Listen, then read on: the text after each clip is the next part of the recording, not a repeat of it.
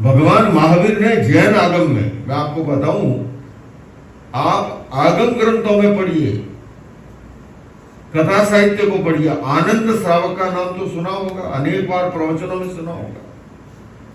ये आनंद श्रावक की जितनी संपदा है ना, अथाह संपदा, मुझे याद नहीं रहा, उस दिन मुझे परिचय कराया गया था कि केवल इस एरिया में जो शोरूम है बड़े बड़े गोल्ड के, डायमंड के, उसकी वर्थ कितनी है वगैरह वगैरह। लेकिन मैं आपको बताऊं, आनंद श्रावक की जो अथाह संपदा थी उसके सामने सब फीके हैं। और वो श्रावक था। श्रावक होने का अर्थ ये कहीं नहीं कहा कि आप दरिद्र बनो, ये भी समझने की बात है। बल्कि मैं तो कहूंगा हमारा हर श्रावक समर्थ बनना चाहिए। हाँ, अंतर कहां है? अंतर ये है, भगवान महावीर ने 12 अनुव्रतों में एक अनुव्रत है भोग और उपभोग का सीमाकरण। उन्होंने प्रतिभा को दबाने की बात नहीं की है, प्रतिभा को कुंठित करने की, प्रतिभा को हताश करने की, निराश करने की। अगर कोई कहता है ना कि जैन दर्शन में निराशावाद है, अधूरी समझ है उसकी, ना समझी। जैन दर्शन ने कदापि ऐसा नहीं कहा है। उन्हें बताओ इतिहास के अंदर ऐसे ऐसे हमारे श्रावक हुए हैं। अंतर क्या है? व्यक्तिगत भोग और उपभोग के लिए एक सीमाकरण, जो आवश्यकता है, धोती, अंगोछा, जितनी जरूरत है, बाकी जो है वो समाज के लिए, देश के लिए, मानवता के लिए। और यही कारण है ऐसे ऐसे जैन श्रावक हुए हैं। इतिहास की जानकारी नहीं होने के कारण हम उसका फायदा नहीं उठा पाते हैं। आपको बताऊं, आज भी दुनिया की सबसे महंगी रजिस्ट्री कोई है ना, तो वो एक जैन श्रावक ने कराई थी। किसके लिए? अपनी संतानों के लिए नहीं, सिख धर्म के साहजादों के दाह संस्कार के। है पता? सिख मित्र तो कई होंगे आपके, है ना, आपस में सत श्री अकाल भी बोलते होंगे, है? लेकिन ये जैन समाज को पता होना चाहिए कि जैन समाज का एक ऐसा श्रावक हुआ था, जब नौबत आ गई साहिबजादों के दाह संस्कार के, औरंगजेब ने जब शर्त रख दी कि उसके लिए जमीन चाहिए तो मोहर बिछाओ, जैन श्रावक आगे आया और उसका नाम था टोडरमल जैन। और उसने अधिक सोना हड़पने के लिए कहा, ना ना ना ना, ना ऐसे मोहरे नहीं, खड़ी मोहरे बिछाओ, सीधी नहीं। सीधी में तो फटाक से मान लो भर जाएगा, थोड़े में। बड़ा होशियार था, खड़ी मोहरे बिछवाई सोने की। आज भी दुनिया के सबसे महंगी रजिस्ट्री है वो। और वो एक जैन श्रावक ने साहिबजादों के दाह संस्कार के लिए अपनी खड़ी मोहरे बिछा करके जगह परचेज की। ये जैन समाज का गौरवशाली किया।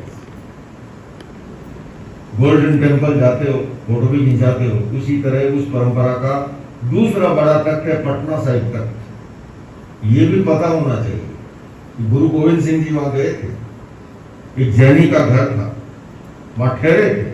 कालांतर में उस जैनी ने उस घर को डोनेट कर दिया, और जहां पर आज पटना साहिब तख्त खड़ा है पटना के अंदर, ये जैन समाज का इतिहास है गौरवशाली। तो दरिद्र होना नहीं कहा है धर्म ने, समर्थ बनो, पर समर्थता के साथ साथ में महावीर ने यह विवेक अवश्य दिया कि व्यक्तिगत भोग और उपभोग के लिए एक सीमाकरण का सिद्धांत दिया। तो बंधुओं और बहनों,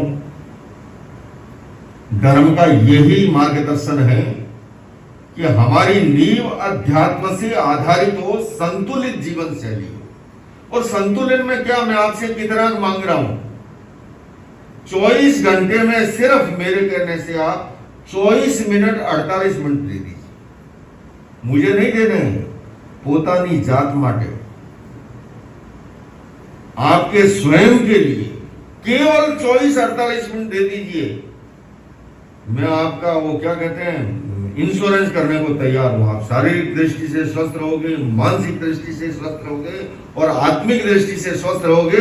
केवल जो है 48 मिनट का इन्वेस्टमेंट कर दीजिए। आप उतनी सी किस्त चुकाइए, आप केवल 48 मिनट की किस्त चुकाइए, और तीनों ही दृष्टि से, फिजिकली, मेंटली, इमोशनली, चारों ही दृष्टि से, आत्मिक दृष्टि से आप स्वस्थ रहो।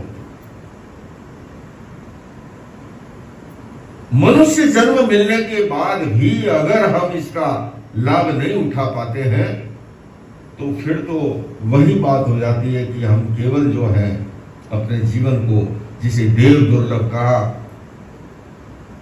जिसको सर्वश्रेष्ठ माना गया, यहां तक कह दिया कि देवलोक के देवता भी मनुष्य जीवन के लिए तरसते हैं, जंग ना लगते हैं, कहा कि नहीं कहना। तो क्या उस मनुष्य जीवन को केवल इसी तरह संपन्न कर देना वो सार्थकता नहीं है। आइए पर्युषण पर्व के दौरान हमें प्रभु महावीर ने वो साधन, वो सिस्टम, वो तौर तरीके, वो टेक्निक भी बताई है, हमारे हाथ में दी है और कहा है कि तुम स्वयं अपनी भाग्य लिपि लिख डालोगे, जैसा तुम चाहोगे, जहां जाना चाहोगे वहां पहुंच जाओगे, लेकिन करना हमें पड़ेगा। मार्गदर्शन वो दे सकते हैं, मार्गदर्शन उन्होंने दिया, करना हमें होगा। अगर हम नहीं करेंगे तो मंजिल को प्राप्त नहीं कर सकेंगे। 84 लाख जीवाणु में मनुष्य जीवन सर्वश्रेष्ठ है। एक व्यक्ति प्रज्ञाचक्षु था और उसे पता लगा कि आज हमारे नगर में किसी सेठ ने 84 गांवों का भोजन रखा है, जीवन रखा है। आप बोलते हो ना स्वामी वात्सल्य। अब उस शहर नगर की विशेषता ये थी, 84 दरवाजे थे, आवागमन के लिए एक दरवाजा खुला रहता था, बाकी सुरक्षा की दृष्टि से बंद रहते थे। अब प्रज्ञाचक्षु व्यक्ति दिखाई नहीं देता है। उस प्रज्ञाचक्षु व्यक्ति ने सोचा कि आज मैं भी जाऊं और खीर खांड का भोजन करके आऊंगा, है ना। तो चला तो रास्ते में एक सज्जन मिल गया। बोले रे ऐसे कहाँ जा रहे हो लकड़ी पटकते हुए? बोले मैंने सुना है आज जीवनवार हो रहा है, स्वामी वात्सल्य हो रहा है, तो मैं भी थोड़ा लापसी खा के आऊंगा, मुंह मीठा करके आऊंगा। बोले कैसे जाओगे ऐसे? बोले तुम ही सहयोग कर दो भैया। तो बोले देखो मेरे तो थोड़ी जल्दी है, मैं ये काम करता हूँ, ये दीवार पकड़ा देता हूँ, आप इस दीवार के सारे चलते जाना और जहां दरवाजा आए ना, बाकी सारे दरवाजे तो बंद है, जहां दरवाजा आए बाहर कदम रखते ही आपको पश्चात सुनाई देगी, पता लग जाएगा, हलचल मिलेगी, वहीं पर ये कार्यक्रम है।